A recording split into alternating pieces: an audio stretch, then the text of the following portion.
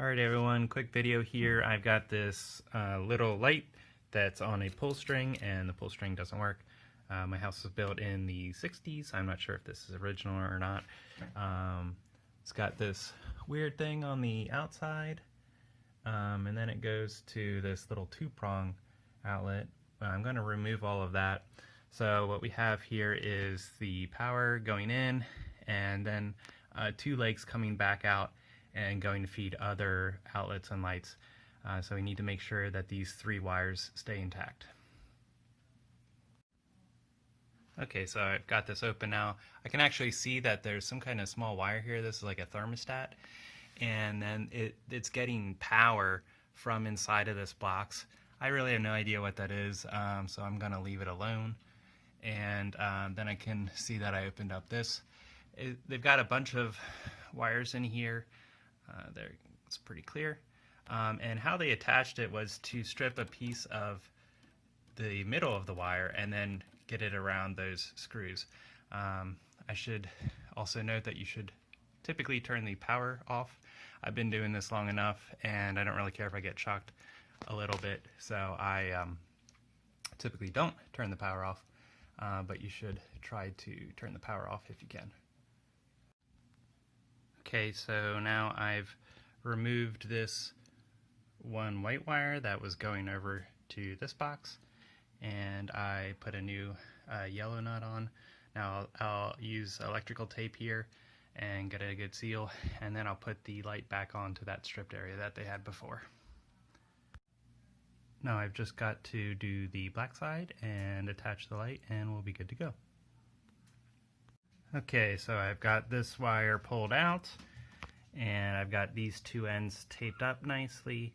One thing I should say is that most lights run off of 15 amp.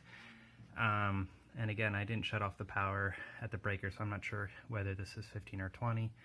This is an older house, so sometimes the wiring is mixed up a little bit. This is a metal box, which you can't see too good. Yeah, there we go. So one nice thing about metal boxes is you can ground the entire box, which they've done here. So if you need to run additional ground wires, you can just sort of stack them up on that screw there. And if you're not familiar with electrical, the black wire is the hot wire, the white is the neutral, and then bare is ground. And the ground will go the whole way outside to a grounding rod that's hammered 10 to 12 feet in the ground, something like that, depending on your local code. But we'll get this buttoned up and then I'll show you. The new light is a 3-prong. I want to make sure that I use the ground wire. I took a piece of that old wire up from that box that I'm taking apart, and I just pulled on the wire, so I took off the white. Now this is just plastic and I have the bare wire, which ground is bare, so now I can use that. So I have this little 6-inch pigtail, and you want the hook of your wire to go like that, so that way when you tighten it clockwise, it will actually pull the hook tighter. Okay, now I always start with the ground wire so I can do something like this, where I have the light or outlet just dangling there. It makes it a lot easier if it's held in place while you can work on the hot and neutral legs. And I'm not sure if I can get up here, but that same post that had the ground wire I just tied into, like I talked about. Put new batteries in my headlamp so it'll be a bit easier for you to see. Okay, so I have the ground pigtail tied up to the other ground wire that's wired into the box. Then it comes down to the green screw. The neutral wire is on the silver. Let's see if I can get over to the side there. Okay, and then the black is on the gold. It looks like the black's popping out a little bit, but in reality, I have it torqued down the whole way and it's very secure. I'm going to throw a little bit of tape on there just because I don't like those ends exposed. And we can see down here we've got two yellow, and I'll pull this tester off 2 yellow is at the very bottom, and that is correct. Okay, and then last test here is to test the light, and indeed that does come on. So I'll put tape on and then screw everything back up, and then we should be good to go.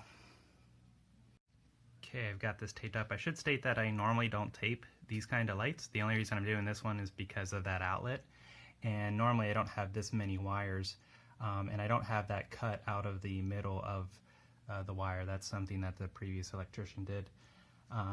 So if I hook up one of these normally, I will just have a little pigtail with just a 1/2 inch stripped off, and that's wrapped around the screw.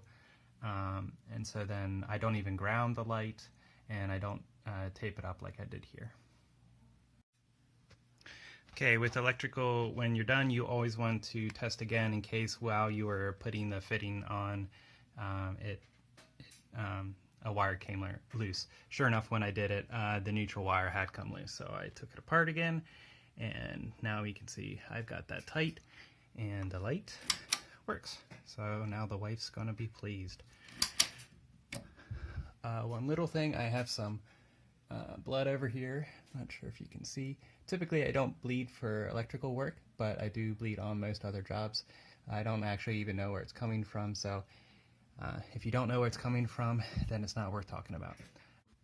So for about $4 and about 10 minutes, you can have a new working light again.